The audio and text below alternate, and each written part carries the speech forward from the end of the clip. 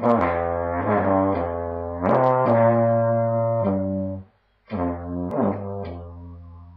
dit!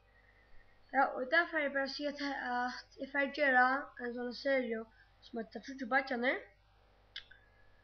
Ja, och det här heter Trendur, Aron och Per. Så det var så spännande. Jag får göra där.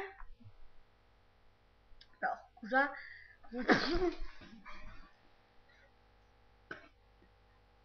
Sån där.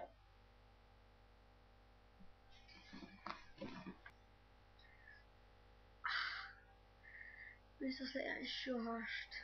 Ha? Skit, ska du ha det här eller? Nej tack, nej tack. Ja, och det är jag som du tar början med begynnelsen. Här faktiskt är det. Så. Kan spela den.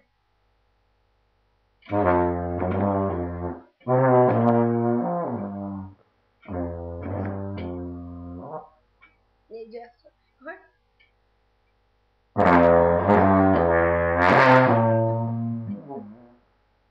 Läs på lite jag.